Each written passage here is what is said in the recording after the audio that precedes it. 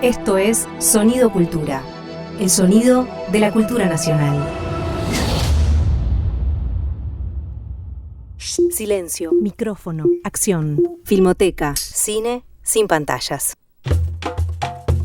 ¿Cómo les va? Bienvenidos a otra emisión de Filmoteca Cine sin Pantalla. Vamos a comenzar con los amigos Clara Albizu desde su casa con la pata al hombro y Roger Cosa aquí en el estudio para conversar sobre el montaje, una de las disciplinas fundamentales del derecho cinematográfico.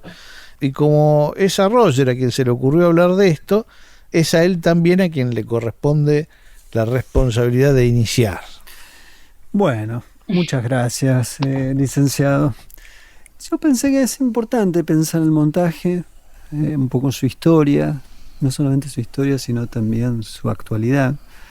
Además vamos a estar hablando con una montajista de las más importantes que tiene el cine argentino, que es Lorena Moriconi. Pero me parecía importante porque me parece que estamos frente a un momento en la historia del montaje que a mi juicio estamos frente a una mutación. Yo creo que algo está pasando en la actualidad con el montaje. Después hacia el final quisiera tratar de explayarme un poco por qué. Eso por un lado. Por el otro lado, el montaje es difícil de discernir cuando uno ve una película. Hay películas que denotan claramente que ha habido un montaje y uno puede decir, bueno, esta es una película de montaje, ¿no? Doy un ejemplo, N.K., la película de Caetano, sobre los materiales que él recoge sobre Néstor Kirchner, ya que estamos en el CCK grabando. Es una película de montaje. Es una película de montaje. Y uno puede darse cuenta que efectivamente allí hubo un trabajo notable, que ha pensado, y uno fácilmente puede decir qué gran película, pues es una película de montaje. Pero es bastante más difícil entender sobre una película clásica, contemporánea, moderna, por qué una película tiene un gran montaje. Siempre me pregunto cuando la Academia de Hollywood en sus Oscars da el montaje a mejor edición. ¿Qué es lo que premian? ¿Qué es lo que han creído ver en eso que están premiando? De tal forma que uno podría pensar, porque el montaje es un fuera de campo de lo que vemos, porque es lo que nos permite ver lo que vemos, pero no vemos cómo fue hecho. Un montón de otra cosa que quedó afuera precisamente gracias al montaje. Entonces me parece que eso es la verdadera magia del cine. Sí, es la... magia, decís, en el sentido de la prestidigitación, es el arte que hace desaparecer. Claro. En un sentido absoluto de la cuestión física de la magia, de lo que ves que hace el mago con sus manos, y qué es lo que te muestra y qué es lo que te oculta, y los trucos. Bueno, en principio uno podría ya ahí decir es una boludez lo que estoy diciendo. No, ¿por qué? No, puede ser repuesto como algo absolutamente pertinente, en tanto que lo que estás diciendo es que se ve algo y no se ve otra cosa. Es decir, que hay un juego de ocultamiento y desocultamiento, que eso en principio es la decisión de que hay algo necesario y algo innecesario. O sea, el montajista de alguna forma es el que entiende lo que se necesita para que la película exista. Entonces eso no es un tema menor. No sé si es estrictamente magia, pero la magia está dada en función de y esto es otro de los elementos del montaje. El montaje, una forma de entender el montaje es que no se note que hay montaje. Esa es la paradoja. El clasicismo. Sí. Esa sería la primera paradoja, ¿no? Un montaje invisible. La enseñanza de Griffith. Griffith descubre que eso es mejor para narrar de manera clásica, para narrar como en la literatura narraba Dickens, hay que tratar de que no se vean los cortes. Exactamente. Es decir, que la experiencia de la continuidad no sea perceptible, sino que sea experimentada como continuidad, ¿no? Sí. Entonces me parece que en ese sentido es justamente la magia, es hacer creer algo que está pasando que en realidad no está pasando, porque lo que no está pasando en una película es que lo que vemos tenga un orden de continuidad, un tiempo, un espacio, que lo vemos frente a nosotros. No tiene ninguno. No tiene ninguno. Está fingido por el montaje. Entonces sí, por eso entonces lo que decías, que vos te proclamabas que era cualquier cosa, no es cualquier cosa, visto de esta manera al menos. Entonces, en principio hay algo allí que que me parece muy pertinente pensar, digamos, que en el montaje se intenta reconocer lo que es estrictamente necesario para que la película sea eso que es, eso que vemos, eso que llamamos película, literalmente. Sí. Ahora, frente a esto hay una cantidad de enigmas. Uno de los enigmas es el ritmo. Otro de los enigmas es el tiempo, ¿no? O sea, cómo se concibe, cómo se entiende que, y esto es algo del montaje, los tiempos de una película. Pues son los tiempos dentro de una escena, son los tiempos de todas las escenas, son los tiempos de la película. Así como uno tiene que pensar cómo respira una escena, cómo existe una dinámica de la escena, también uno puede pensar la dinámica de las secuencias. Y además que las secuencias es la película en su conjunto. Entonces, el montaje es la forma de delinear eso. Hasta que no llega ese momento, no se sabe qué es una película. Entonces realmente es una operación decisiva. Y aquí aparece otra dimensión todavía más compleja. Solemos darle una preponderancia a la vista, a la visión, de tal forma que es fácil reconocer en el montaje. En última instancia uno puede empezar a pensar el montaje a partir de las continuidades y discontinuidades visibles. Pero mucho más difícil siempre es pensar el sonido, y cuando se está haciendo el montaje de una película, se está haciendo un montaje duplo, es decir, es el sonido y es las imágenes. Entonces allí también me parece que se da otra forma particular de complejidad entre esos dos elementos que articulan toda experiencia cinematográfica, que es imagen y sonido, que a la vez nos lleva a pensar otra articulación que es necesaria de pensar, espacio-tiempo. Porque en principio lo que filmamos, cuando se filma en un espacio, en un tiempo, lógicamente. Pero el montaje es el que le va a dar un tiempo a eso que fue filmado en el espacio. Un otro tiempo. Un otro tiempo. Entonces, todo esto me parece que se pone en juego a la hora de pensar el montaje. Y más allá de las distintas teorías que se han hecho al respecto, algunas teorías sui generis, algunas teorías casi matemáticas del montaje. Yo recuerdo una conversación con Lonitsa, el cineasta bielorruso o ucraniano, que me acuerdo que me explicaba cómo pensaba él matemáticamente el montaje de sus películas en función de la capacidad cognitiva del espectador, donde tenía un diagrama que hacia el final él entendía que la película debería trabajar con otra lógica de sucesión y duración, porque hacia el final ya el espectador está cansado. Entonces sacaba un gráfico, ¿no? Una cosa demencial, y ponía, así como cuando vos ves los gráficos, como si fuera una... ¿Viste cuando ves la caída de la acumulación del capital? Sí. Bueno, una cosa así, pero que era en función de la relación entre la atención y los planos. O sea, la relación cognitiva, literalmente, del espectador y la duración de los planos y la intensidad de los mismos. Entonces decía, ¿qué está pensando este señor, ¿no? Bueno, todo esto me parece que está en juego a la hora de pensar el montaje en general. Y yo después, en el cuarto bloque, sí me gustaría que hablemos de algunas cuestiones, porque efectivamente hay algo que ha sucedido, hay un cambio de naturaleza, en tanto que antes el montaje se hacía literalmente con la mano.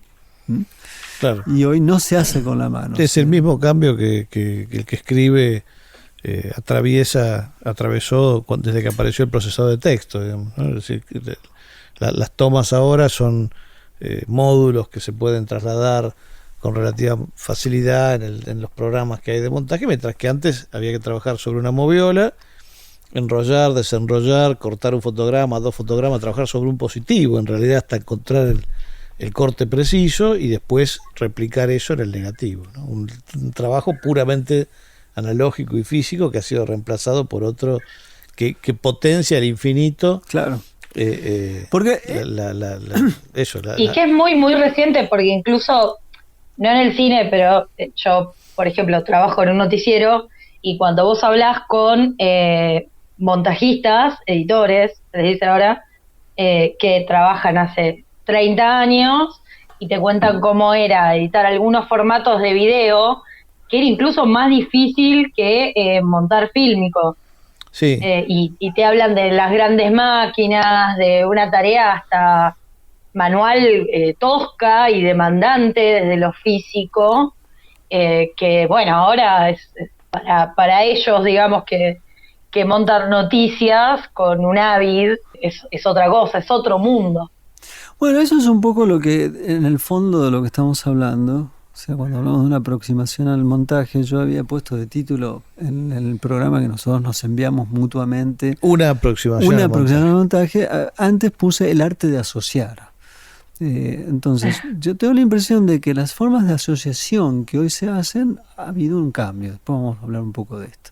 Pero en principio, lo primero que se descubre a la hora de empezar a pensar el montaje desde su historia, estrictamente, es cómo se asocia, digamos. Porque, bueno, ahí está, yo creo, una de las explicaciones. Lo que pasa es que siempre te aparecen contraejemplos, ¿no? O sea, ni terminé de enunciar el ejemplo y se me ocurrió algo que lo refuta. Pero bueno, claro, ¿no? Porque la herramienta también determina el estilo de montaje.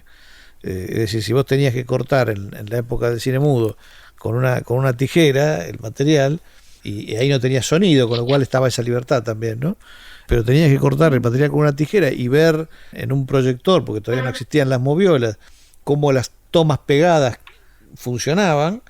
Entonces me parece que es más natural llegar al clasicismo y llegar a esa construcción de la ficción que es la narrativa clásica, ¿no? En donde el arte consiste justamente en disimular los cortes y, como decías, en que el espectador los experimente pero no los note. Tiene que ver con la herramienta. Aparece la tecnología digital y la forma de juxtaponer planos se potencia al infinito. Entonces también debieran haber aparecido, y no estoy seguro de que haya sucedido esto, cineastas que trabajen el montaje de una manera mucho más libre, la de los rigores del clasicismo. Bueno, yo tengo el contraejemplo que se me había ocurrido es Eisenstein, porque claro, justamente Eisenstein filma y compagina como se compagina hoy. Bueno, es un concepto del montaje cinematográfico que es totalmente contemporáneo. Absolutamente. Yo siempre pienso, cuando pienso en Eisenstein, ¿no?, la cantidad de planos que se citan en una secuencia. No, y la lógica con la que piensa el armado de esos la asociación. Cómo funcionan entre sí. La lógica el tipo está pensando está pensando en el procesador de texto mucho antes que escriba. Totalmente. Está pensando en cómo nosotros movemos hoy las imágenes táctil con nuestro tacto, sí, que uno puede juntar cosas que no se sabe por qué pueden ser juntadas o pueden ser asociadas.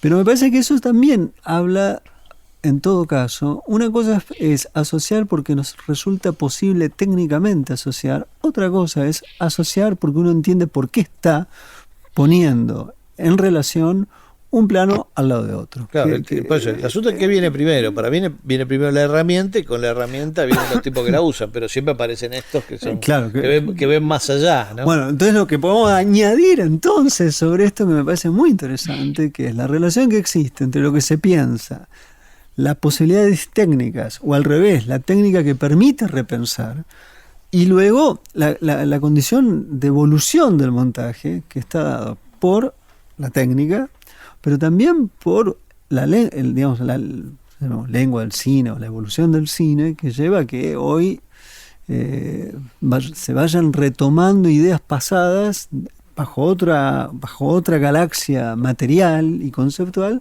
que quizás da como resultado algo completamente desconocido.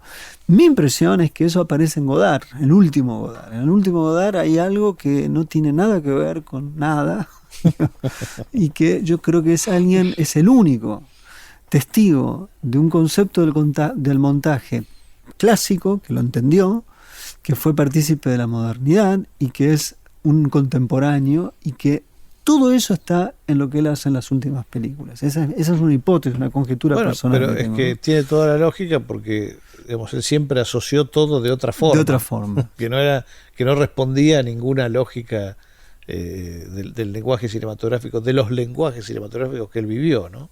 Pero que entendía muy bien, porque es alguien que entendía muy bien, Griffiths y Eisenstein, ¿no? Sí, los había estudiado a todos, claro. Entonces me parece que eso es un poco lo que podemos ver, que el arte de asociar está afectado por la época técnica y las demandas del propio cine en su época, que son dos cosas distintas, ¿no?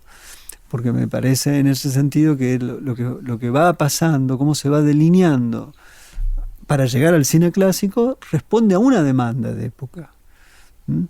Y a la vez, las formas de poder responder a esa demanda fue al mismo tiempo, gracias justamente a que algunos elementos iniciales son puestos en crisis. Por ejemplo, ¿por qué tiene que estar un plano fijo, repetir el punto de vista del punto de vista de lo que va a ser proyectado? O sea, eso nos parece tonto hoy. ¿Cómo no? Bueno, pero no sé, no era así.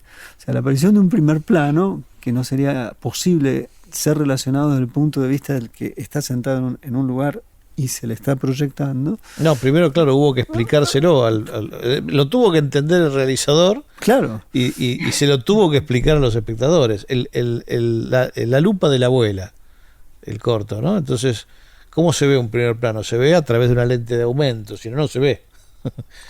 Y después ya no hizo falta explicar más nada, pero los primeros cortos que incluyen primeros planos o planos detalles son cortos que incluyen el dispositivo de aumento. Que le explican al espectador por qué eso se ve más grande. Bueno, eso más todavía, Fernando, nos lleva a pensar la relación existente entre las formas de asociar, las formas, digamos, la modificación de la forma de percibir que implica el montaje. Lo voy a poner en otros términos. Me parece que el montaje es lo más cercano a pensar los circuitos de nuestro cerebro. Ayer a mí me parece esto como fascinante, como para entender también de qué estamos hablando. Cuando uno mira la realidad, ¿no? Como estamos vos y yo ahora, tendemos al plano secuencia. O sea, para nosotros es un continuo. Cuando soñamos en la noche,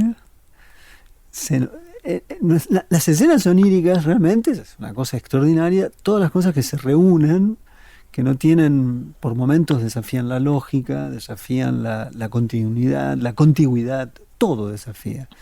Es como si a la noche uno fuera un gran montajista. ¿No? Bueno, alguien diría que sí, que efectivamente los sueños vienen a ser un montaje hecho por un lunático de distintas formas de la experiencia de la vigilia. Porque se supone que... Bueno, cuando habíamos hablado de... Ay, perdón, interrumpí. Sí. No, dale. Son esas cosas del éter y la distancia. Cuando habíamos hecho hace ya lejos y ese tiempo el programa de las primeras veces, habíamos hablado de cómo los cineastas de la vanguardia habían realmente pensado, explorado y analizado la cuestión onírica y su traducción, su representación en el cine. Sí, tratando de reproducir. Y que el montaje era, claro, un elemento clave, una herramienta clave para lograr esa similitud al onírico en una cinta. Exacto. En la realidad industrial, en la realidad del cine industrial, hay un combate, digamos, hay un combate del potencial del montaje y de los rigores del clasicismo, ¿no? Es decir, está el tipo que dice, bueno, el montaje tiene que ser esto porque se narra de esta forma, y siempre hay algún artista que viene y dice, bueno, no sé si están así, y quiere romper eso y hacer otra cosa, ¿no? Claro, porque hay un estándar, hay una norma. Nos vamos al primer corte del programa de hoy con música de una película de Terence Davis, La Biblia de Neón. Terence Davis, que es un gran amor acá de Roger, y que tuvo el privilegio de entrevistarlo hace muy poquito. Se fue de acá a la última grabación con la misión de entrevistar a Terence Davis y lo logró. Se impuso esa misión. Dijo, voy a tratar. Sí, se impuso esa misión y la cumplió. Así que hoy nos vamos a ir a comer pescado. En honor a Terence Davis. Vamos a irnos al corte con un tema de los Gershwin. ¿Hace cuánto viene pasando?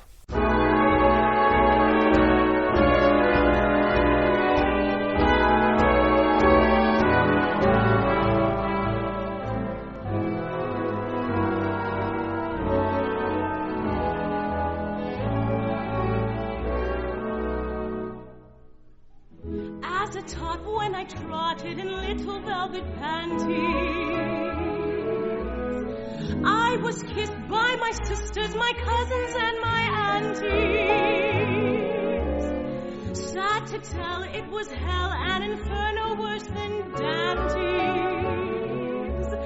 So, my dear, I swore, never, never more.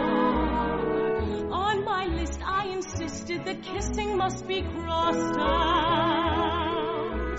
Now I find I was blind, and oh, mister, how I've lost out. I could cry salty tears. Where have I been all these years? Little one, tell me now, how long has this been going on?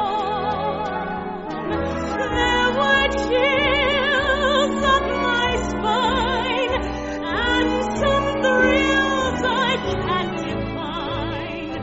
Listen, sweet, I've been beat. How long has this been going on? Oh, I feel that I could melt into heaven. I'm hurled. I know how Columbus felt, finding another world. Kiss me once, then once more. What a dunce I was before. What a break, for heaven's sake.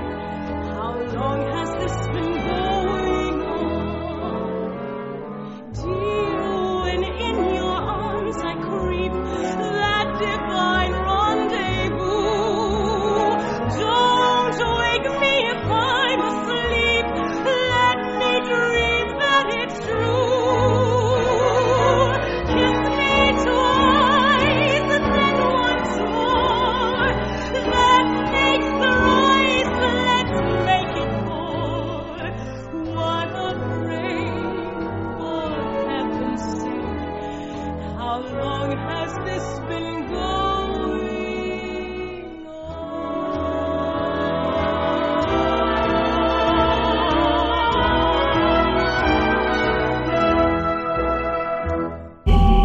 Fernando Martín Peña, Roger Cosa y Clara Albizu hacen Filmoteca, cine sin pantallas. Segundo bloque de Filmoteca, cine sin pantalla. Estamos acá con Clara Albizu y Roger Cosa hablando sobre las complejidades del montaje. Y bueno, hay teorías, ¿no? Muchas, diversas teorías relativas al montaje. ¿Cómo es esto, Roger? Bueno, siempre hubo. Últimamente hemos ido una y otra vez con Eisenstein, hablábamos de Griffiths. Son los primeros dos cineastas, además, que se miran a sí mismos, ¿no? O sea, uno respecto del otro. Sobre todo Eisenstein no le es menor lo de Griffiths. O sea, y ahí aparecen... Sí, sus referentes son Griffith y Fritz Lang, que no tampoco... Que no se suele decirlo. No se suele decir, pero digamos, él trabaja, Eisenstein contaba que experimenta con una copia del Dr. Mabuse, que es precisamente un prodigio de montaje, de montaje en 1922, ¿no? Es decir, en una época bastante temprana todavía. Pero... En el 24 creo que... Sí. No, perdón, la película es del 22, sí.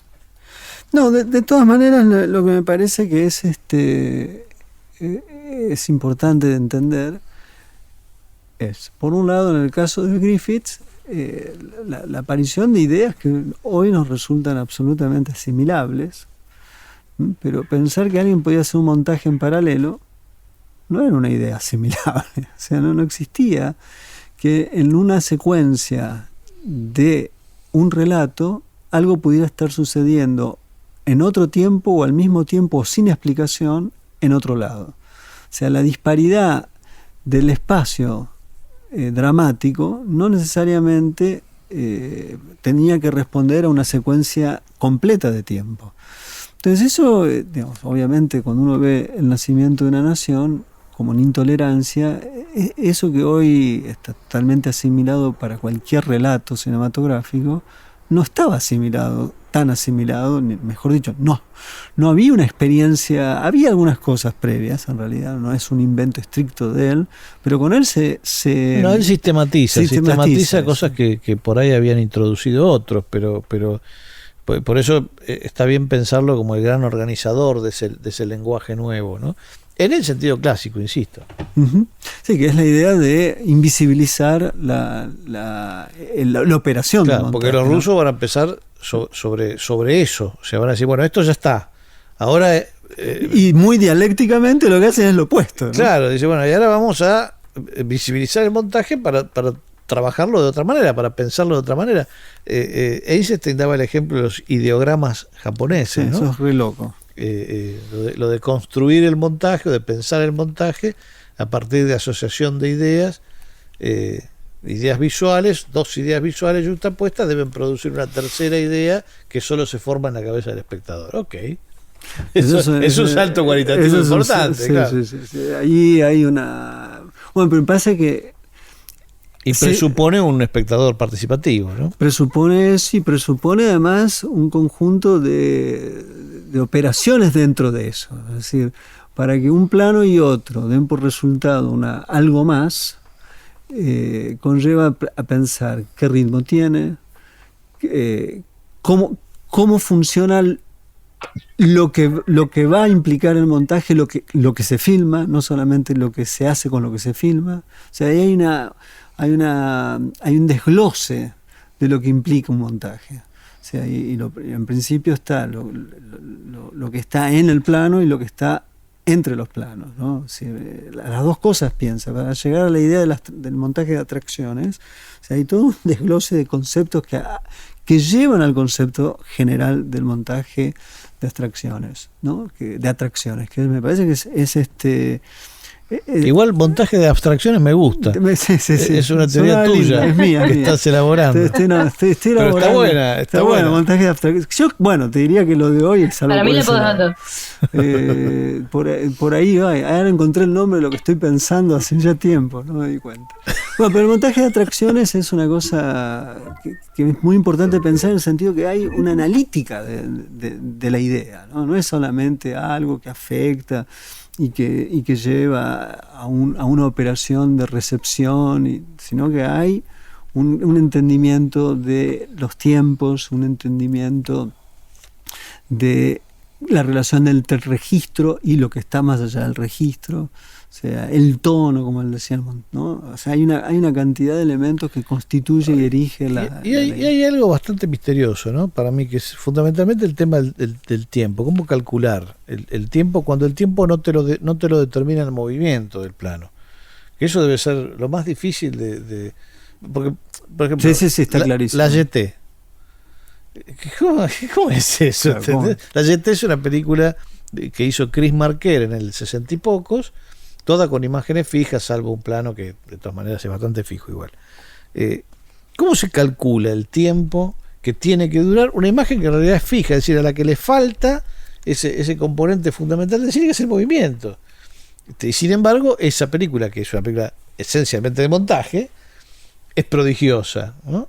¿Por qué? ¿Cómo se calcula el tiempo en una película así? O, volviendo al caso de Eisenstein, el film inconcluso del El Prado de Bejín, que está hecho sobre imágenes fijas filmadas por él, que él pensaba, él se guardaba un pedacito de cada toma que filmaba para imaginar el montaje, y gracias a esos pedacitos que guardó quedaron imágenes fijas de una película que está perdida, ¿no? Pero fíjate qué loco. Entonces el corto que existe sobre El Prado de Bejín, hecho por otro tipo, un alumno de él, Yudkiewicz, de alguna manera organiza el relato por el uso de los tiempos. De eso es una película, recurre a una herramienta que es exclusiva del montaje, el tiempo en que dejas un plano fijo, que no es el mismo de toma a toma, todas fijas. No es el movimiento el que determina el corte, sino no sé qué. Hace poco hay una película de Radu Jude que es caricaturana, que retoma un viejo deseo de Griffith, que es a propósito de las historietas, una historieta francesa de la época, un poco antes, en realidad, del siglo XIX. Él trata de pensar en qué consiste el movimiento en la historieta. Y entiende que hay una disociación entre el movimiento del cuerpo, los rostros, el cuerpo y las manos. En la historieta funciona como si estuvieran 3 tiempos distintos en el dibujo. Ajá. Es una cosa muy loca pensar, y cuando uno observas, y sobre todo lo que hace en este sentido Jude, que va poniendo distintos pasos de la historieta filmada, vas entendiendo que hay una disociación entre movimiento de mano, movimiento de pies y el rostro, pero en el dibujo, como si llegaran al dibujo en distintos tiempos. Ese es el concepto, ¿no? Hay una película donde se ve algo de eso que decís, que es una película de Oshima, de Nagisa Oshima, sobre un manga. Sí. Pero es un largometraje. El tipo lo que hizo fue filmar el manga cuadro por cuadro. Y el tema, otra vez, son los tiempos. ¿Qué tiempo le das a eso? Porque el movimiento efectivamente está sugerido por los elementos que vos decís del dibujo. Uh-huh. Yo no recuerdo si hace movimientos de cámara sobre los dibujos. Yo creo que no me acuerdo. Pero no hay otro movimiento que el que el dibujo propone. Bueno, eso que estamos diciendo me parece que es un poco el gran misterio de todo esto, ¿no? Porque ¿a qué obedece la duración de un plano cuando el movimiento del plano no hay claro. Ni adentro ni en sí? O sea, es como una foto fija. Ese es el problema. Yo la única respuesta que se me ocurre, pero que evidentemente no debe ser la correcta, es tener la música. Tener la música propuesta para ese film previamente. Entonces que el ritmo de la música te ayude a determinar los tiempos. Eso pasa en algunas películas de Morrison, ¿no? Morrison generalmente muchas veces piensa sus películas a propósito de una composición musical. Entonces el tiempo está determinado justamente porque la composición dura 17 minutos, lo que se va... Y hay tiempos internos. Y él trabaja, es un cine estrictamente de restitución de materiales de desecho, una suerte de trabajo sobre los escombros del cine, como a través de los escombros del cine él los restituye en un nuevo relato, en una nueva función, que eso es algo muy interesante, la disociación entre el trabajo de montaje con los materiales originales que no responden por qué fueron filmados en relación a lo que son luego empleados en el montaje y que cambian. Que eso es genial, que es la absoluta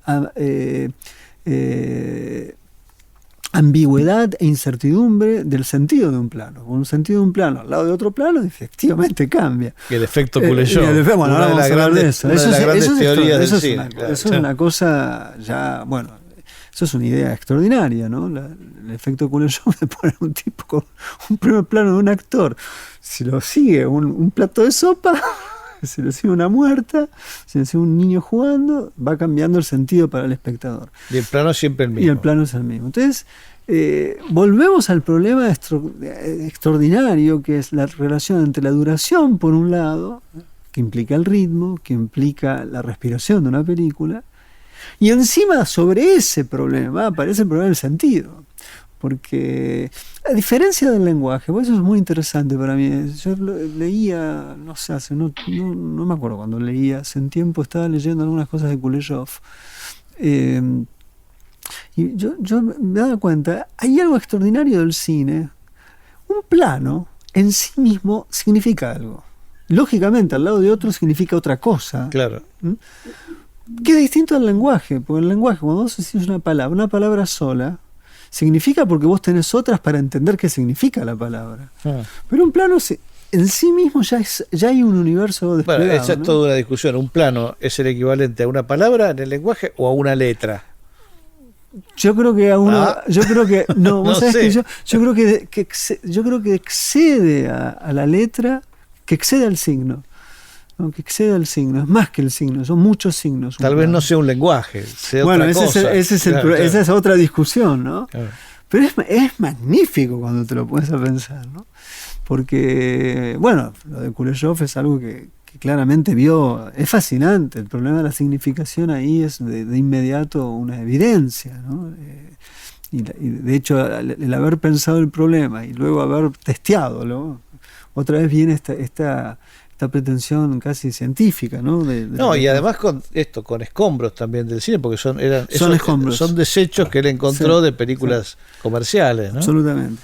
Yo pensaba... Es interesante que después los rusos sigan hinchando con el tema, porque viene Sojurov y niega el montaje en el arca rusa, ¿no? Agarra y hace, todos mis antecesores renovaron todo y yo vuelvo todo para atrás, que no es eso tampoco. No es eso tampoco, pero bueno, ahí se dio el gusto de filmar una película de 94 minutos con un plano secuencia, una complejidad rarísima, descomunal, pues, porque son 100.000 extras. Hay que estar de la cabeza, ¿no? 100.000 extras, no sé cuántos metros cuadrados, pero es un museo completo.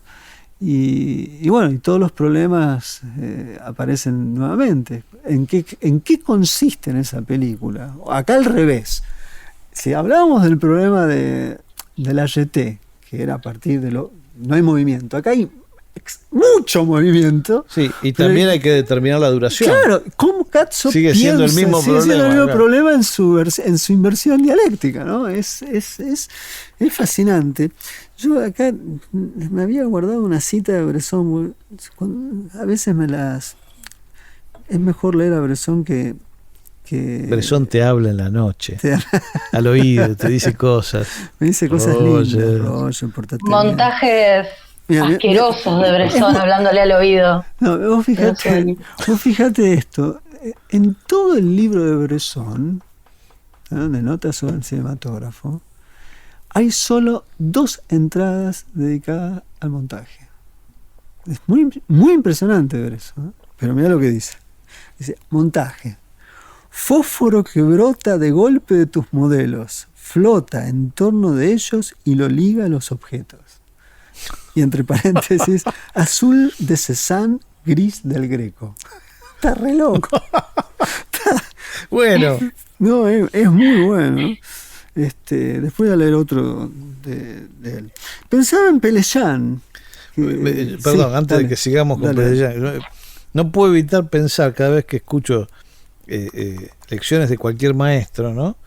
Sobre todo de tipos que la tienen clarísima en función de prácticas propias, ¿no? Es decir, que han desarrollado ellos mismos su propio saber. Cuando te lo quieren explicar, ¿no? Y te dicen esto, por ejemplo, ¿no? Ok, ¿cómo sería? ¿Cómo sería? Y te dicen una cosa así. Había unos ejercicios de animación, espero no repetirme si ya dije esto, pero había unos ejercicios de animación de Norman McLaren, ¿no? Que Norman McLaren, uno de los más grandes animadores que tuvo la historia, te enseñaba a animar. O sea, qué espectacular, son 5 cortos. Donde el tipo te da los 5 principios básicos de la animación, la velocidad, no sé, distintas cosas que vos tenés que aprender a hacer. Y te enseña los rudimentos en la primera parte del corto, y al final te dice cómo, te da un ejemplo de cómo usarlo. Claro, el rudimento te lo explica paso a paso. Y después el final y cómo usarlo es una cosa de él. Sí. No se puede hacer esto que me estás mostrando. O sea, algo me escondés. Porque por más que yo entienda racionalmente qué tengo que hacer, cuál es la receta para trabajar esta herramienta, yo no soy capaz de reproducir con ella este resultado, ¿no? Bueno, esa es la parte que nunca te explican los capos. Totalmente. Pero bueno, pero algo dicen, ¿no? Sí, es como el oráculo que dice una cosa y vos tenés que decir, bueno, a ver, ¿cómo la interpreto? Mirá, este de Bresson es el segundo. Hay solo 2 aforismos sobre montaje en el texto y dice esto: montaje, paso de imágenes muertas a imágenes vivas. Todo vuelve a florecer. Muy bueno. Esa es muchísimo menos críptica que la anterior. Sí, esa se entiende más. Esa se entiende, pero es muy lindo, ¿no? Lo vuelvo a repetir. La anterior es un montaje de sentido bastante desconcertante. La anterior es Bertov. Es Bertov, claro. Y acá, paso de imágenes muertas a imágenes vivas. todo vuelve a florecer. Es muy hermoso. Es muy hermoso. Es muy Es hermoso poeta. que lo diga de esa manera. No, quería Y decirlo tiene por ahí, se enlaza con, vos habías nombrado recién a Pelellón, y él hablaba de que el montaje, y más concretamente la imagen del montaje de la imagen y el sonido, que es algo que vos habías hablado en la primera parte de lo que contabas, él habla de que su mayor aspiración es encontrar una unidad orgánica de eso. Y siempre me llamó la atención cómo habla de esa organicidad, de esa, digamos, de que sean indisociables, Ujú. y que se construyan en un cuerpo, y estas como analogías con lo orgánico y con lo natural, y lo que florece y lo que está vivo, me parecen muy, muy lindas y muy... Sí, la idea de organismo, la idea de la película como organismo que el montajista encuentra después de hacer su trabajo está bastante presente en lo poco que los editores han dejado como testimonio de su oficio, ¿no? De encontrar una lógica que es como una lógica orgánica al resultado. Yo me acuerdo de haber hablado con Antonio Ripoll, que es el montajista argentino que sirvió de nexo entre la época industrial y el nuevo cine de los 60. Se formó en la industria, pero digamos, se fascinó con Antonioni, con los nuevos cines del mundo, y aplicó esa fascinación a su trabajo, bueno, con Birri en Los Inundados y en el Tiredié, y después con prácticamente todos los cineastas de la generación del 60, porque casi todos trabajaron con él. Antin hasta lo acreditó como co-guionista en una película por la estructura que le dio a su material, ¿no? Bueno, y hablaba de eso, hablaba de... Antin depende muy estrictamente sobre el montaje. Bueno, eso es Ripoll. Y es extraordinario como él hablaba de esto, hablaba de encontrar el funcionamiento orgánico de la película. Es decir, que cada película era una propuesta diferente a partir de materiales que a él le llegaban, y que había que ver cómo hacía ese material para empezar a funcionar como un organismo, a respirar de una cierta manera, digamos, a moverse de una cierta manera. Así que la idea de lo orgánico es correcta. Sí, y en Pelellán en particular, Sí, en Pelellán es bueno, es una idea dicha por él, no es una cuestión metafórica. Lo que es interesante en Pelellán, que tiene una teoría del montaje, la teoría del montaje se llama teoría del montaje a la distancia, es una teoría en la que la distancia entre los planos es lo que, según su entendimiento, erige el sentido de la película. O sea, un plano no significa, ahí es distinto, ¿no?, a la idea que yo decía hace un rato. Un plano no significa en tanto en sí, sino que significa en tanto la distancia que tiene con otro, que se lo da justamente la distancia. Que entonces vos, si te pones a estudiar las películas de Pelellán, empezás a tratar de entender, a ver, ¿cómo trato? O sea, porque en teoría se entiende lo que quiere decir. Es decir, habría como una especie de empatía en la extensión, que si algo está en el cuarto plano, reverbera en el plano 25, el sentido está en esa reverberación. O sea, si yo lo pongo A, después no tendría el mismo efecto. Lógicamente sería así, porque cualquier cosa que cambie de lugar cambia de sentido. Ahora, él ve algo que no lo explica. Yo he leído la teoría de él y te aseguro que eso no está. El escamoteo del maestro. Y se lo preguntás y te dice, yo se lo pregunté, no estoy hablando figurativamente. Y te contesta algo que decís, claro, sí, pero volvés al problema, ¿no? Hay un ocultamiento, o no lo sabe, o no lo sabe en el sentido que no lo puede enunciar, pero lo consigue y entiende que cuando tiene el resultado final es eso. Pero claramente lo que sí yo puedo ver viendo sus películas es que hay la distancia se puede descubrir en torno a la repetición. Entonces vos vas viendo, ¿por qué repite esto? Y repite una función, repite el movimiento, repite a veces el movimiento de cámara, repite a veces literalmente una figura, un animal, una nube, una montaña. ¿Por qué lo hace acá? ¿Qué viene antes? Porque yo empecé a pensar así, bueno, ok, pone la montaña acá y la montaña acá. Plano 4 está la montaña, plano 37 está la montaña. ¿Qué hay antes del plano 37? Si hay otra montaña o hay un animal, ¿cómo es para allá? Y así yo trataba de entender cuál era la lógica del montaje de la distancia.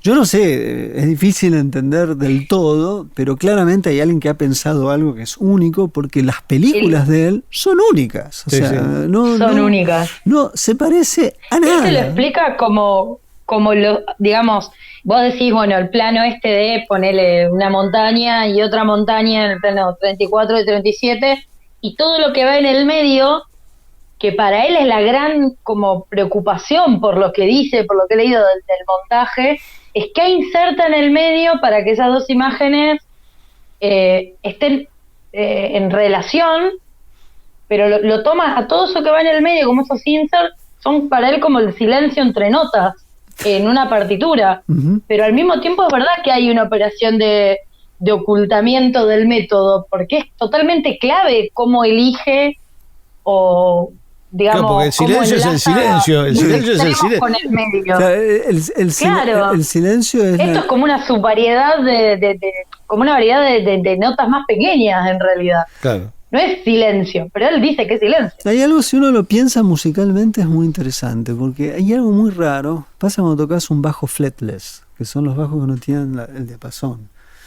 Entonces, Les tengo miedo, les temo y no me les acerco. pegar a la nota es mucho más difícil, porque no sabes dónde está, ¿no? Entonces, hay una distancia en los semitonos, que si no estás en el tono del semitono, estás en un lugar intermedio que suena mal, suena desafinado. Claro. Yo pienso así un poco el montaje de Peleyan, digo, ¿cómo pensó la distancia? ¿No? Por ejemplo, agarrás Los Habitantes, es una película que no llega a los 10 minutos, para mí es la gran película sobre los animales, lo hemos hablado en su momento, ¿no? Los animales, y tratás de entender no solamente, ¿sabes qué?, la repetición, sino la relación entre los planos generales y los planos detalle. Es otro digamos. Porque cuando uno se encuentra con esto, la única forma que tenés de tratar de entender es qué repite, cuáles son las distancias, etcétera, etcétera. Bueno, pero es fascinante pensar. Y solo para cerrar, o después volvemos con alguna cosa. No, pero cerrá. No, de Godard, ¿no? Godard, que también pensó este problema. Y lo ha ensayado y lo ha trabajado a lo largo de toda su carrera. Hay algo para cerrar que me parece que sirve. Él decía, filmar es ver, el montaje es hacer ver, ¿no? Y es una distinción muy, muy, muy precisa. Eso es útil, eso es algo útil que sirve para pensar. pensarlo, sí señor. Nos vamos al segundo corte de este programa con Alto Cutelo. ¿Qué es esto? De Cavallo Dinero. Sí, es sí. muy hermosa esta canción.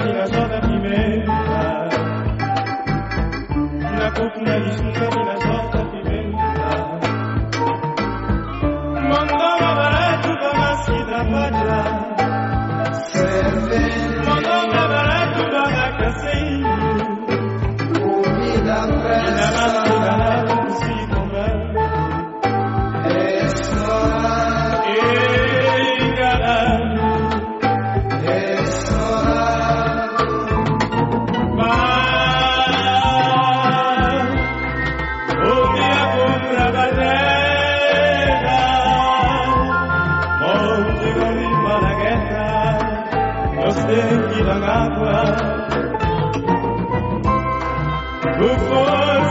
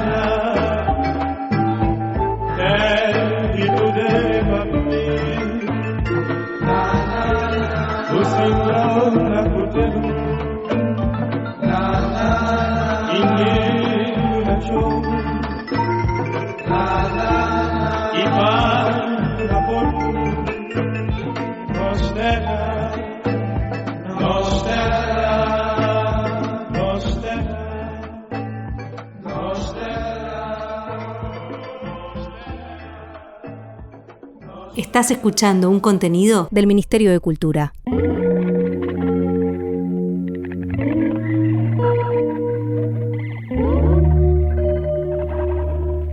Tercer bloque de Filmoteca Cine sin Pantalla. Estamos hablando durante todo este programa acerca del montaje, la edición. Montaje le decíamos antes, ahora se le dice edición o se le sigue diciendo montaje. En todo caso es una de las cosas que podemos hablar con nuestra entrevistada de hoy, a quien va a presentar Roger Cosa. Bueno, nosotros tenemos acá a Lorena Moriconi, que para mí es una de las montajistas más sensibles e inteligentes que tiene el cine argentino contemporáneo.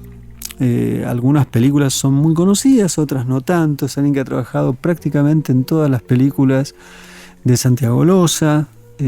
Ha trabajado también en varias ocasiones con Iván Fund, pero tiene en su haber más de casi 40 películas. O sea, estamos hablando con alguien que viene haciendo este oficio desde hace ya aproximadamente casi 20 años, si no estoy en lo equivocado.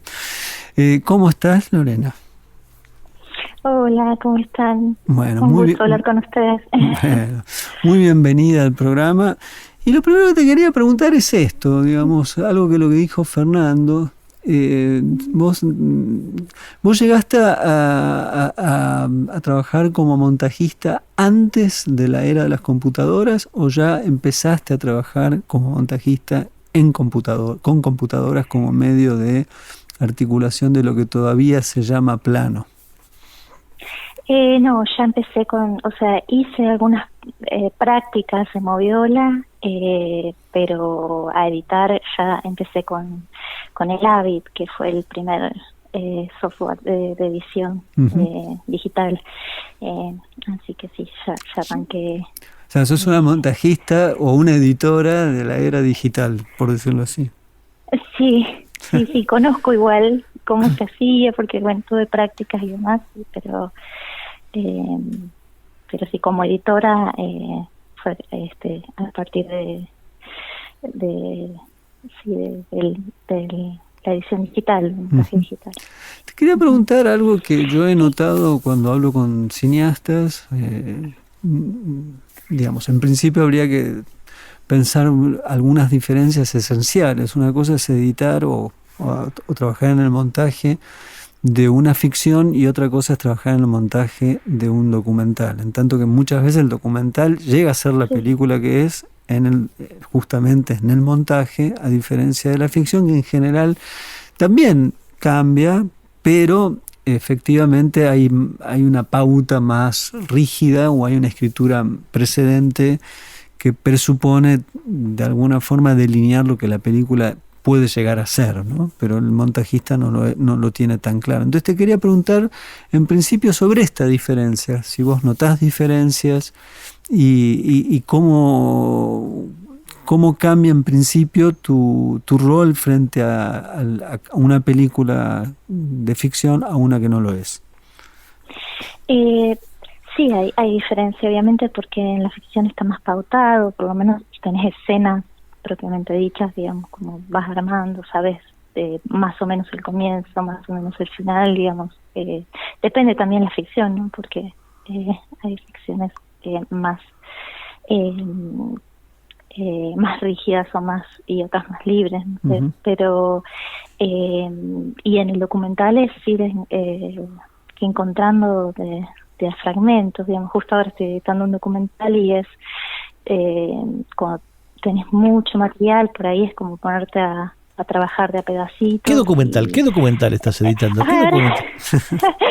Ahora estoy editando un documental el director se llama Nicolás Torchinsky y se llama El polvo, el documental.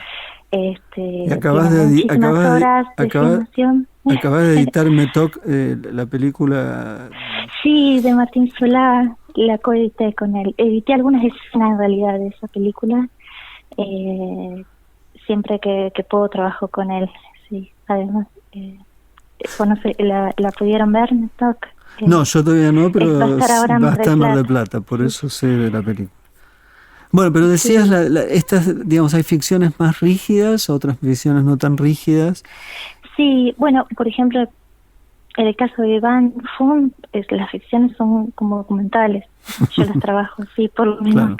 Claro. Es como que hay que encontrarlas ahí en el montaje, un poco a las películas. ¿Incluso en Piedra Noche? Esa diferencia, sobre todo, bueno, en Piedra Noche estaba un poquito más pautada, pero bueno, cada escena tiene mucho material y bueno, lleva eso bastante. Ahora, vos si tuvieras que identificar la diferencia entre tu trabajo en la ficción respecto al documental, ¿cuál es estrictamente la distinción? La diferencia de mi trabajo en un documental, en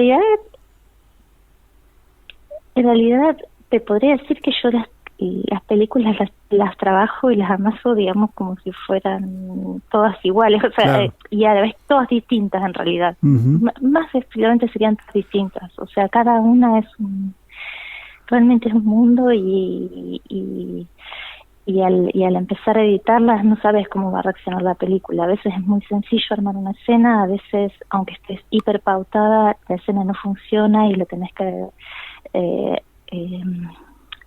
rehacer y rearmar y reinventar en el montaje. Entonces, no sé si me pararía tanto en la diferencia de género, ¿no? Sino de como creo que cada película implica como eso.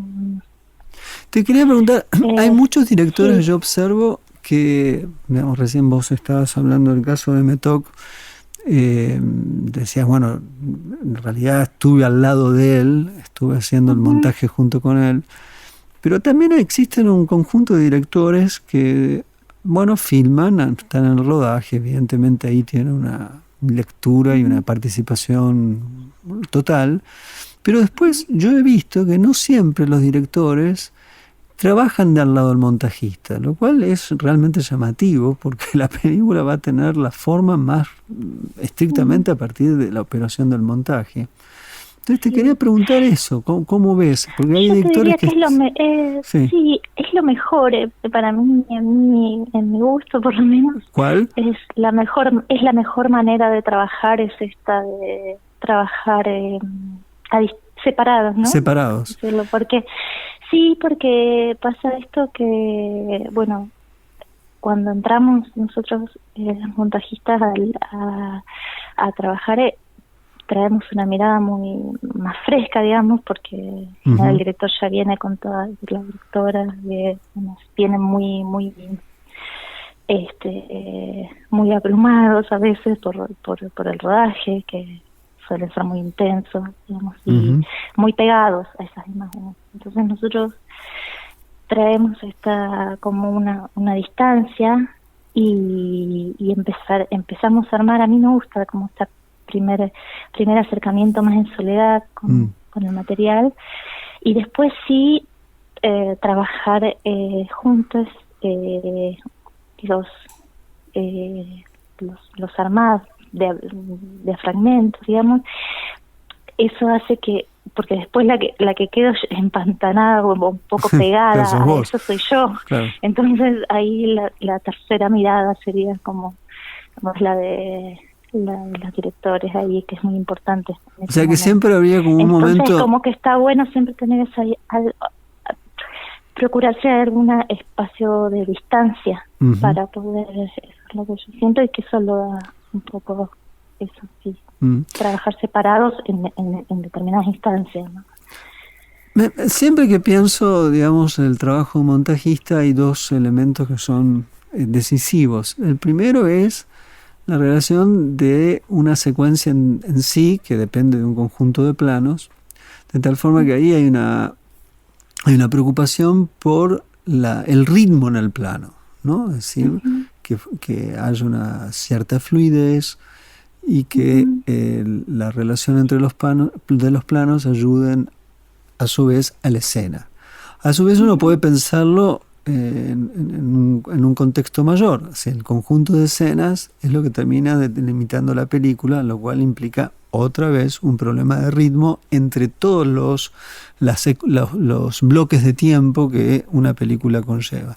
Entonces yo te quería preguntar ese doble juego, ¿no? Porque es encontrarle el ritmo en el interior de una escena, pero también es encontrar el ritmo a un organismo más grande, digamos, al organismo que podríamos pensar es la película. ¿Cómo pensás esa relación entre el ritmo de las partes, en el ritmo de lo microscópico, por ponerlo así, y el ritmo de lo macroscópico en el sentido de la película en su conjunto? Sí, yo te diría que es un ida y vuelta permanente entre eso micro y macro que planteas vos. O sea, vos podés tener armado una escena muy muy bien y perfectita y qué sé yo, cuando la pones a actuar y a relacionarse con otras escenas, puede cambiar totalmente. Entonces creo que tenés que estar siempre en este movimiento dialéctico entre esto chiquitito y lo grande de la película. Me parece que eso es lo más enriquecedor y divertido también, porque también eso le da mucha dinámica al trabajo. ¿Y hay algo que a vos te parezca que eso lo podés como universalizar, en el sentido de que hay algo que te da la pauta de por qué funciona el ritmo de algo, o cada película es un caso estrictamente único y singular e incomparable?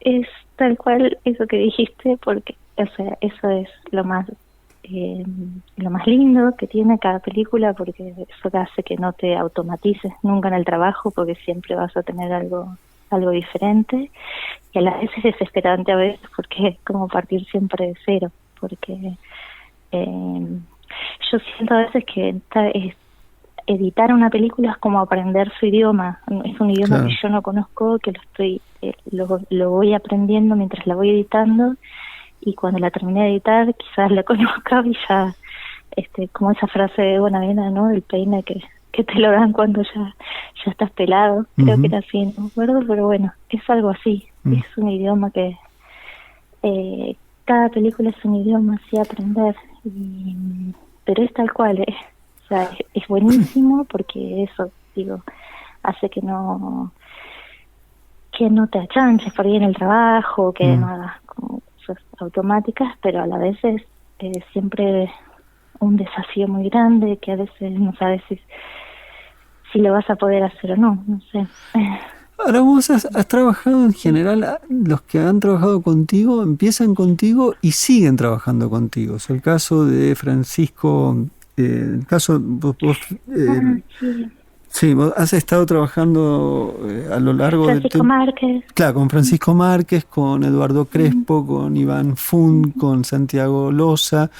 Veo que, digamos, alguien que empieza Antitesta. con Antitesta, o sea, alguien empieza con vos, prosigue contigo. Liliana Paulinelli. Liliana Paulinelli también. O sea que efectivamente, o sea, vos entrás empezás a tratar de comprender, como decías recién, el idioma, ese idioma que no es el tuyo, pero luego persistís en ese idioma. Se ve que lo comprende Se bien. ve que lo comprende bien.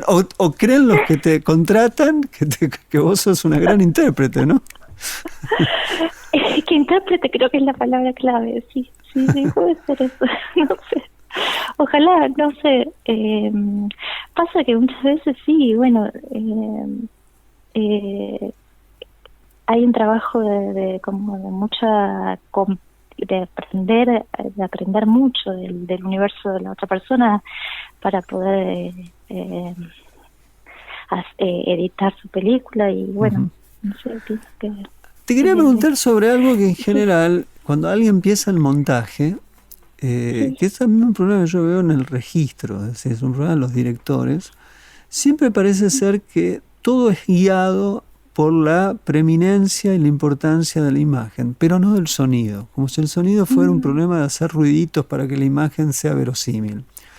Pero también el sonido puede proporcionar elementos decisivos en el montaje. Entonces te quería preguntar cómo pensás el montaje respecto de la imagen, pero también del sonido. Para mí es fundamental el sonido, o sea, no puedo editar sin sonido siempre trato de que el material que me llegue sea el sonido que el sonido directo que se grabó para porque a veces se toma una referencia de cámara y demás. O sea, el sonido que va más o menos a ser. Que va a ser, exactamente. Porque es... para mí es fundamental. Yo a veces cierro los ojos a veces cuando edito, pues a veces es cansancio visual también de estar tanto tiempo con las pantallas, pero me da muchísima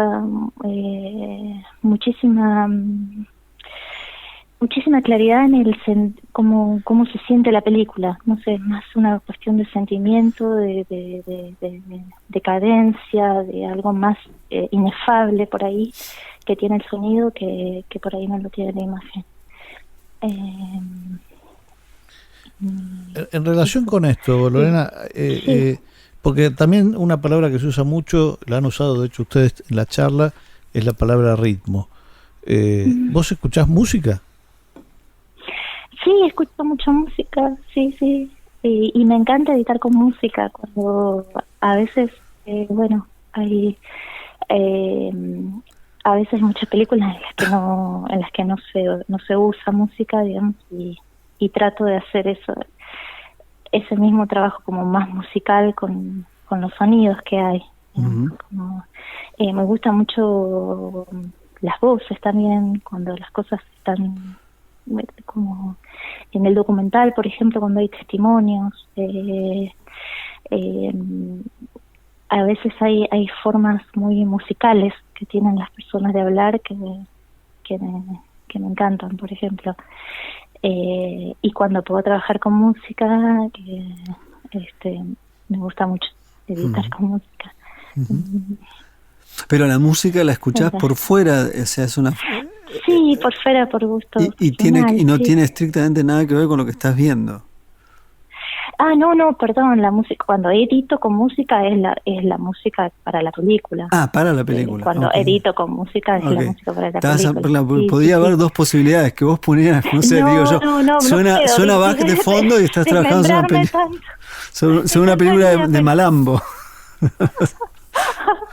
No puedo, tanta dispersarme tanto no puedo, claro. Pero me encantaría. Recién decíamos del ritmo, pero habría una dimensión que no es del ritmo, digamos. El ritmo sería la respiración orgánica de la película. Luego habría una dimensión vinculada estrictamente al sentido, ¿no? Porque el montaje lo que también permite es justamente que los planos den un sentido, no por separado, sino por conjunto. Y eso, ¿cómo ves que en una escena significa algo, o que pretende que signifique algo, y vos decís, ahí está, ahora lo encontramos? Es que difícil. Tendría que pensar algún ejemplo concreto porque en abstracto me imagino, en un momento que sí. que se quiere pretender que el personaje, pongámosle, esté glosando la tristeza de todo lo que le ha pasado, ¿no? Entonces está ahí en las imágenes. ¿Cómo es eso? No, porque se puede fácilmente, me ha pasado estar en un rodaje recientemente, y uno lo hacen filmar algo y luego ves lo que se hace con eso. Y el hecho de que el solo hecho de que fue filmado 3-4 veces, luego en el montaje vos ves cómo justamente adquiere un sentido que no lo habías visto mientras que vos lo filmabas autónomamente. Entonces yo me pregunto si hay algo que vos trabajás que vos cómo lográs ver la estructura de algo para que dé un sentido específico. La verdad que sí, es difícil. tremendo, pero es muy de cada caso, pero lo Claro. que sí siento es que siempre que quise forzar un sentido por encima, digamos, del material, no pude, digamos. Es como al revés, no sé, es como trabajarla, ir siguiendo a ver hacia dónde me lleva eso,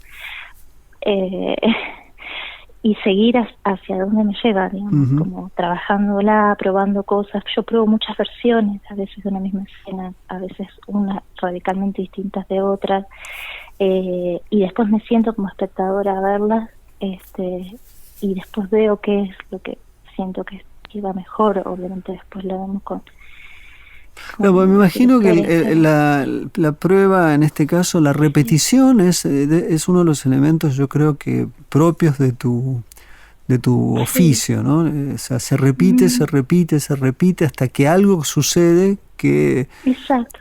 que vence, ¿no? Digamos, encontrar la diferencia en esa repetición, ¿no? Porque yo veo muchas veces que se intenta con la escena y van y vienen y vuelven y van y vienen, y se puede estar mucho tiempo y de pronto aparece algo que no estaba. Exactamente, sí, es la repetición y es la variación en esa Claro. repetición también, la mínima. Pero realmente no tengo una forma porque es como, sí siento eso, que no puedo, siempre que quise forzar algo, no me salió. No digo que no se pueda, pero a mí no me sale.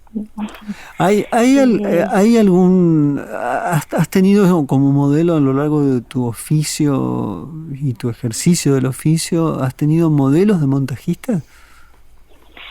Vos sabés que, yo aprendí mucho al lado de Ana Poliak. Trabajaba en su productora, fue el primer Avid en el que trabajé.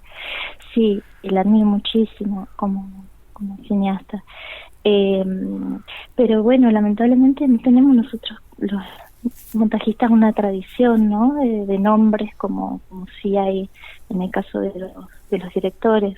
Ahora se está moviendo un poquito más el avispero. Acabamos de tener un congreso, el primer congreso iberoamericano de editores audiovisuales, y nos vamos conociendo más y vamos sobre todo conociendo nuestros nombres y nuestros trabajos, y bueno, eso está bueno, pero es toda una historia que tiene que hacerse. Bueno, llegó la hora, acá también hay montaje, están los montajes de la radio también, que es un grupo de gente que maneja perillas, en este caso una Mac, que dice basta, si no nos cortan las manos y las orejas. Son gente maligna. Te agradecemos mucho tu tiempo, y siempre que veo las películas que estás involucrada, siempre observo lo mismo, que son películas que por alguna razón parecen estar en contacto con lo viviente y vence la distancia de la imagen de la realidad. Siempre que veo las películas que vos estás por detrás, siempre observo ese fenómeno. Así que te agradezco mucho por lograr ese tipo de transacción entre cámara y mundo. Muchas gracias por tus palabras, y muchas gracias a las dos por interesarse por el montaje. Bueno. Y bueno, un honor para mí. Estábamos hablando entonces con Lorena Morricone, montajista de muchas películas, Los Labios, Malambo, El Hombre Bueno, Tout Blanc, Cuerdas de Sordos, Amar es Bendito, una cantidad de películas muy importantes del nuevo cine argentino. Vamos a qué tema musical, querido Fer. El tercer concierto en, D minor, que yo no tengo la Sí, menor idea. Re re menor de Bach, supongo. Sí, señor. De la película Ondine, la de Petzold.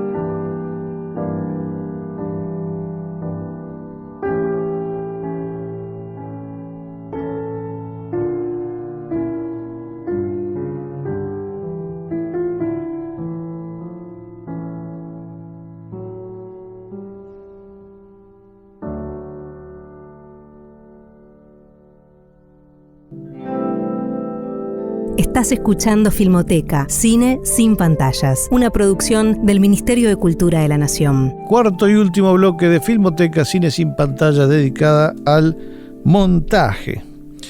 Y vamos a cerrar hablando de películas argentinas, por lo que veo, Roger. Sí, porque son películas que están relacionadas con el montaje, justamente. Pensaba en Adiós a la memoria, Cuatreros, Esquirlas, podría añadir una más, que es El cuerpo cae como el cuerpo, el silencio es un cuerpo que cae. Ahí va. Que es la película, otra película. De Agustina Comedi. Exactamente.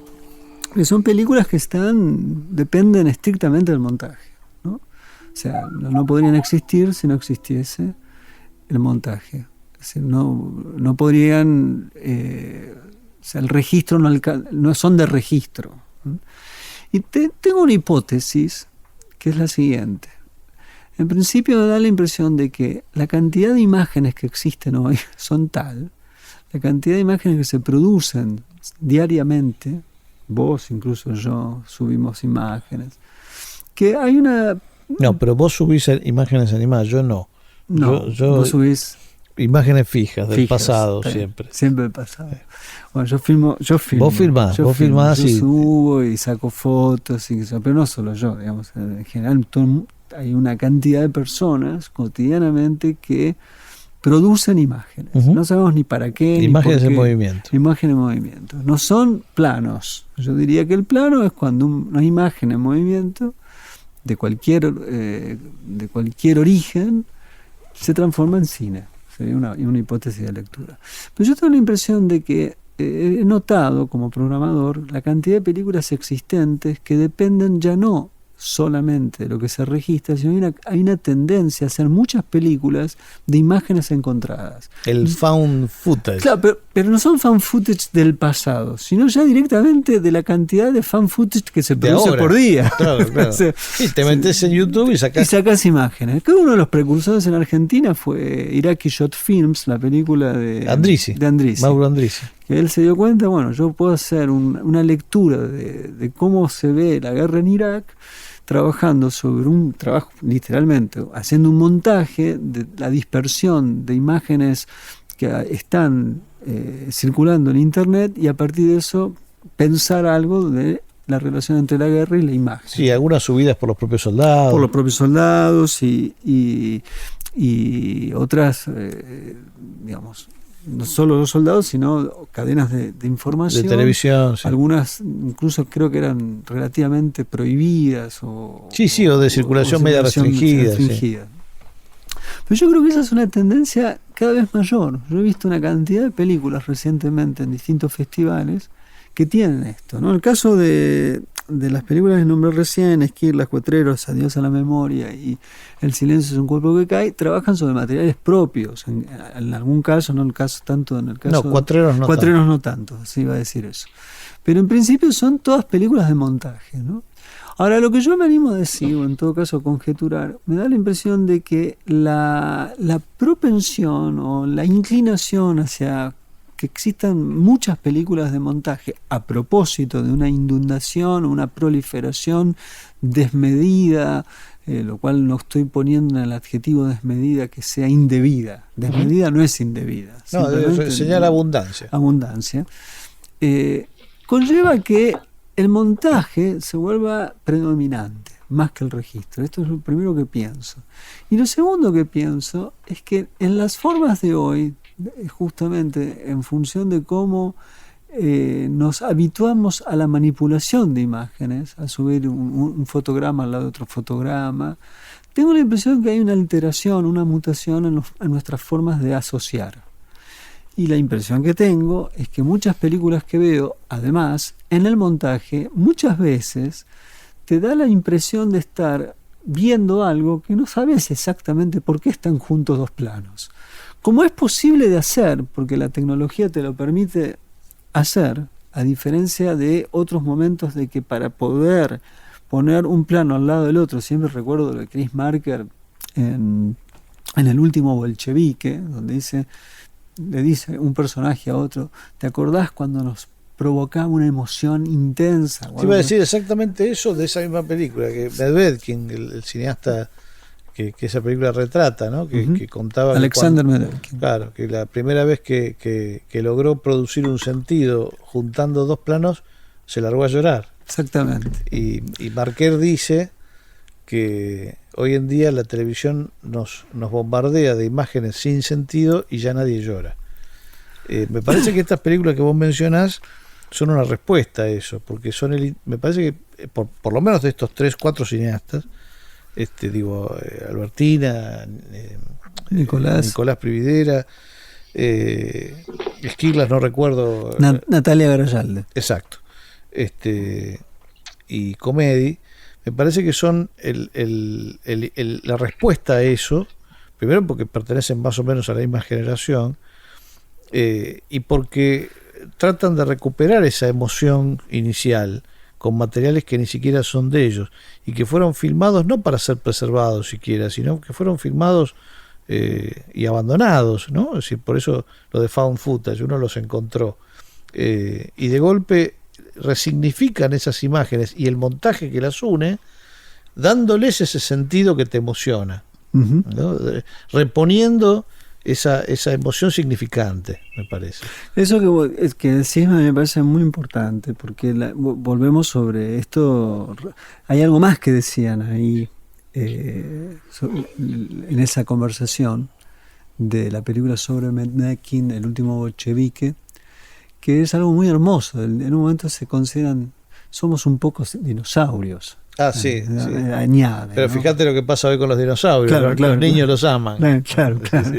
Sí. Es muy hermoso eso. Sí. Es un gran momento de la película. Pero creo que eso, al menos yo sostendría como dos cosas que se juntan nos puede aún suscitar el asombro y la emoción. Puesto que hoy es muy fácil poner dos cosas juntas y pensar que allí hay dos planos que se unen y no hay ninguna emoción. Entonces creo que en estas nuevas facilidades de trabajar sobre montajes con las computadoras, los propios teléfonos te permiten hacer montajes, literalmente, y queda bien, al principio. Pero el problema es cómo pensar la unión de dos planos. Sigue siendo un problema, sigue siendo una incógnita que no debería estar solamente resuelta porque lo podemos hacer porque se nos ocurre. A ver cómo queda. Ah, queda bien, bárbaro. Eso no es pensar. No, claro, no. Acá me parece que es algo que tiene que estar pensado y, digamos, enmarcado en una producción teórica, crítica, que realmente se plantee cómo hacerlo, más allá de decir, bueno, lo puedo hacer en TikTok o en Instagram y es fácil. Yo creo que puedo hacer un reel de Instagram. Sí, no, lo que pienso es que si uno no piensa, la técnica piensa por uno. Eso es lo que pienso. Y pienso que hoy muchas películas tienen un barullo de acopio de planos que no está del todo muy claro por qué se llegó a esa conformación. Creo que esa conformación sucede... Bueno, pero es un poco lo que decía al principio Fer sobre cómo también el método que usabas, la herramienta que usabas, la materialidad de lo que estabas cortando y yuxtaponiendo, pasa un poco eso de que piensa claro. por vos hasta que vos le das la vuelta y pensás por eso. Claro, lo que pasa es que hoy hay una universalización del montaje. Ahora cuando demos las recomendaciones pertinentes, yo tengo una película para recomendar muy precisa sobre qué significa hacer un montaje. Pero cuando vos ves esa película, que todavía no la nombro, decís, esto es, ¿no? Entonces, no, si es esto... O las películas estas, o las películas de esta gente que mencionás, porque acá me parece que una forma de lograr esa emoción rectora, ¿no? Uh-huh. Reencontrada sobre los materiales, en casi todos los casos, no sé Esquirlas, que me pareció una maravilla de película, pero no sé la historia de ella, pero en casi todos los casos están autobiografiando. Uh-huh. Están contando historias que les importan personalmente, ¿no? O sea, como en Esquirlas también, pero eventualmente se va separando de lo personal y es un documental histórico también, por más que digamos el metraje hayan sido cosas que Garayalde filmó en los 90 cuando era chica y que su familia y demás. Pero es muy riguroso históricamente también. En las cuatro películas las pasa cuatro eso. Tienen la misma operación. Porque, digamos, esto es lo que quiero decir, otra cosa que quisiera añadir. Pero digo, son jóvenes que reencuentran el sentido emotivo inicial del montaje en su propia vivencia.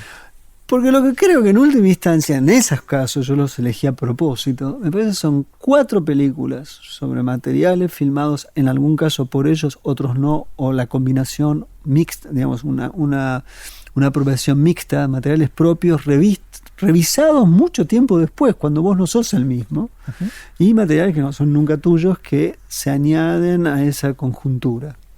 Ahora, en los 4, en última instancia, el montaje es una operación de la memoria. O lo voy a poner en otros términos. La memoria siempre es una operación de montaje. Y eso me parece fascinante de esas 4 películas, en principio. O sea que no solo los sueños, sino también la memoria. Ese es. No tenés paz vos. No tengo paz. No quiero tener paz. La paz la tienen los muertos. Ok. Bueno, no llevemos las cosas tan lejos, excesivo. no hace falta. Bueno. Pero sí, bueno, las 4 películas estas, además, digo, para los que se quejan de que no habría un nuevo cine argentino, que si no, el nuevo cine argentino está agotado, qué sé yo. El vivo. propio Nicolás, digamos, que insiste sobre esa idea, en estas 4 películas me parece que no, digamos, demuestran todo lo contrario, ¿no? Que hay una enorme vitalidad capaz de trabajar incluso sobre materiales ajenos, sobre materiales no propios, ¿no? Bueno, vamos a pasar entonces a las recomendaciones, primero con las pertinentes y después las impertinentes. Clara, las pertinentes tuyas. Vamos a dejar a Roger para el final porque ya creó suspenso. Estás haciendo montaje sí, en más vivo. vale que sea bueno. Más vale que sea bueno. Mi recomendación se llama, no sé si está traducida al español o si se estrenó acá en algunos de estos festivales que hemos hecho, o qué sé yo, pero es una película de Malasia, ¿cómo se llama el director? Se me fue el director de la cabeza, Amir Muhammad, que es una película montada de una manera muy peculiar. Son, por un lado, entrevistas que hizo en el set de un film de Indonesia, y por el otro, estas imágenes yuxtapuestas con a pantalla partida, una cosa muy explícita, con lo que estaba sucediendo en Indonesia mientras se filmaba esa película. Es la película, digamos, que se está filmando, de la que él hace la crónica. Es una película sobre revolucionarios y sobre un tipo que fue como partícipe de la historia más de liberación del país, que fue opositor a la dictadura de Sukarno y demás, y en paralelo muestra las primeras elecciones libres del lugar, directas, y es muy fuerte, muy estimulante, y me parece que es muy interesante el recurso. No sé si es tan creativo porque lo utiliza durante toda la película, como una película como un espejo, pero está muy bueno. Uh-huh. Bueno, mi recomendación pertinente es Napoleón, de Abel Gance. Fúmense las 5 horas y pico que dura, porque realmente ahí el tipo es el otro salto cualitativo sobre Griffith, porque piensa el montaje y los recursos del montaje de manera muy distinta a la de los vanguardistas soviéticos, y además al multiplicar la pantalla por 3, piensa el montaje en un plano horizontal, no solamente en el de sucesión, sino en el plano simultáneo, ¿no? Es decir, es de una complejidad extraordinaria. Increíble. Que el cine, porque él hablaba de que bueno, este es el cine que vendrá. Ese cine nunca vino. Esa película sigue siendo de vanguardia. Nunca llegó ese cine. Nunca se experimentó con eso. Alguna que otra cosa hay. Pero es mínimo. No, ni siquiera son narrativas. Él trata de construir un relato con ese dispositivo, con una audacia que bueno, eso, que con la que el cine nunca se reconcilió. Roger. Ahora sí. Manuelita. No.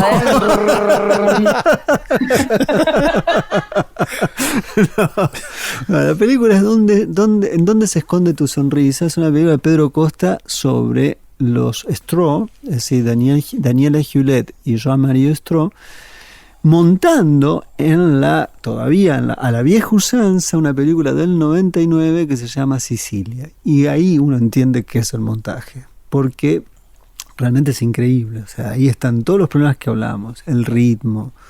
El problema del título de la película es un momento que hay una escena que tienen que cortar en el momento donde la sonrisa está a punto de desocultarse. Entonces vos los ves tratando de entender ese momento y decís, ¿qué están viendo? O sea, ¿qué diablos están viendo? Y ves toda la película, por ejemplo, hay una escena donde en el encuadre aparece en el... Vos ni lo ves, pero ella está preocupadísima porque entra de una palmera o de un árbol, apenas se mete por el viento una ramita. Entonces vos decís, no puede ser ahí. Empiezan a pensar, o sea, y ahí te das cuenta de lo que significa el montaje, que es trabajar sobre lo estrictamente necesario, encontrar los problemas del ritmo, los problemas de la duración, los problemas del sentido, y algo que ahí también pasa eso. Discuten de todo, pero el por qué ellos ven que ahí está algo y no está en otro momento, no lo dicen, simplemente lo hacen. Okay. Pero es una película hermosa para ver. Muy bien. Películas arbitrarias. ¿Clara? Hace poco Hola, ¿me escuchan? Sí, perdón, no, es que lo dije muy rápidamente y tal vez un oyente que nunca escuchó nuestro programa no nos vuelva a escuchar nunca más porque no entiende de lo que estamos hablando. Esta es la ronda de recomendaciones que hacemos al final de cada programa. La primera ronda que acabamos de terminar recién es la ronda pertinente, películas pertinentes al tema del programa, y ahora viene una ronda de recomendaciones impertinentes, es decir, que no tienen un pito que ver con nada. Ahora sí, Clara, toque. No tiene que ver nada, pero tiene que ver con todo, porque es una película sobre el universo, que es El viaje al cielo de Painlevé, no sé cómo se traduce, El voyage dans le ciel, no sé. Roger sabe mejor. Sí, es El viaje en el cielo. Sí, película hermosa, por cierto. Claro, pero yo lo pronuncio así y... Je ne vais pas, je suis... Yo no hablo francés, yo hago que hablo francés. Tengo nombre francés. Hablas en lengua. Hablas en lengua como la gente que va a la iglesia. Sí, hablo. Y cuando soy poseído hablo en las lenguas. Ah, las lenguas. Y tirás serpientes por el aire. Sí. Es desconcertarte enterarte que el Roger normal no está poseído, porque podría ser una explicación que excuse algunas cosas. Este es un corto educativo de Painlevé, de que ya hemos hablado de este director y de otros cortos, sobre todo creo cuando hablábamos de los animales o de la naturaleza, y este es un film sobre nuestro planeta, sobre lo que hay más allá de nuestra atmósfera, sobre la Luna, Marte, no me acuerdo qué planeta es el que visita, y tiene un final hermoso que te devuelve a la Tierra un paisaje bucólico donde reflexiona filosóficamente sobre qué representa el universo, la Tierra y nosotros dentro de él, así que fúmense uno y vean esto. Ok. Bueno, mi película arbitraria, mi recomendación arbitraria es una película islandesa del 80 y pocos, que se llama La sombra del cuervo. Yo no tenía ni idea de su existencia y me regalaron una copia la gente del Cineclub Santa Fe, el amigo Guillermo Arch, era parte de la colección del Cineclub, esta película islandesa que además se estrenó, parece que se estrenó en Argentina, es extraordinaria la película, y cuenta una historia de la antigüedad islandesa, una historia de un medioevo, de una antigüedad, digamos, de Islandia.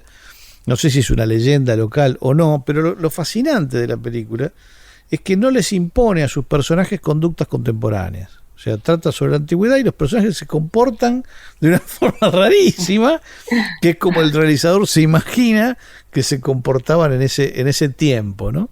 Y me pareció extraordinario, muy notable. No tiene... Es una película completamente anti-hollywoodense en todo sentido, como si el director jamás hubiese visto una película norteamericana para poder hacerla, y es muy refrescante eso. Y por otra parte, además tiene carácter de superproducción y todo, ¿no? Pero es notable con lo que hace con esos materiales este hombre, que es un islandés que tiene un nombre rarísimo, impronunciable, pero la película se conoce y se la puede encontrar incluso en inglés, con el mismo título, La sombra del cuervo, Shadow of the Raven, andás a ver en islandés cómo se dice. Y yo voy a recomendar una película que apenas recuerdo y que hace tiempo quiero volver a ver, entonces la recomiendo como si fuera un sueño que no puedo retener, ¿no? Ahí va. Pero es un título muy sugestivo, La vida por Perón. Ah, mirá, Vicio. Sí, Que es una... no, Bellotti. Bellotti, sí. Bellotti. Perdón. Que me acuerdo que es una película insólita, descolocada del momento. O sea, una película que no era estrictamente el llamado nuevo cine argentino, un tema extraño. Misteriosamente estaba Lamotte. O sea, era la primera película de Esteban Lamotte, pero no estaba Lamotte identificado con El Estudiante, ni mucho menos con lo que vino después en su carrera, ¿no? Que es la televisión y todo. Hoy es un galán o algo por el estilo. Y es una película que me parece que ha quedado olvidada, ¿no? Tenía un tono buenísimo. Era como una distancia irónica muy rara, porque era sobre Montonero, sobre un atentado planificado por la organización, y que todo era medio torpe y raro, ¿no? Estaba hecho con un desenfado extraordinario. Yo recuerdo que era... Sí, es una premisa extraña. Es una película muy libre, muy incómoda, porque no sabías bien qué estaba viendo, pero además... Y para nada complaciente, para los tarados que dicen que durante esos años solamente se filmaron películas kirchneristas, ¿no? Bueno, se nos cae el reloj encima y nos vamos con un tema, una versión rarísima, que imagino que habrás elegido porque finalmente está hecha por procedimientos de montaje. Exactamente. Montaje musical, por una señora Petra Haden. Es nada menos que el tema de Goldfinger, la película de James Bond, pero cantado de esta forma.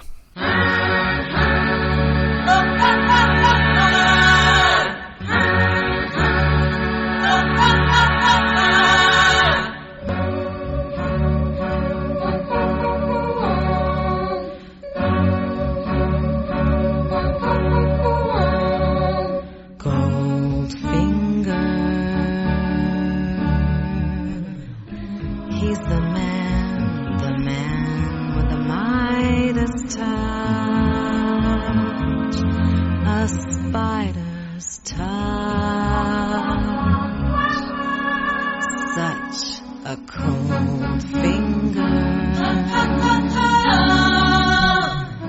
beckons you to enter his web of sin,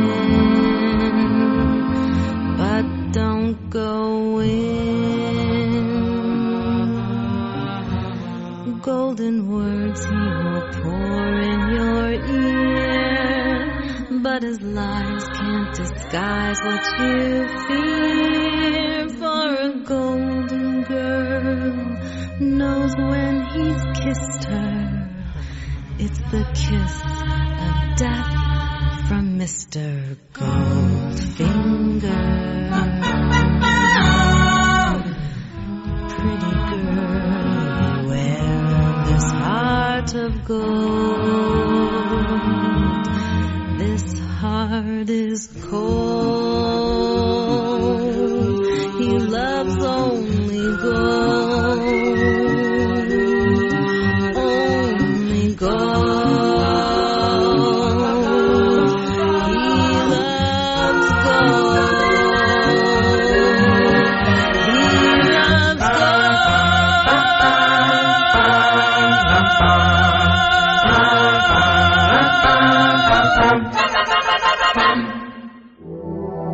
Fue una producción del Ministerio de Cultura.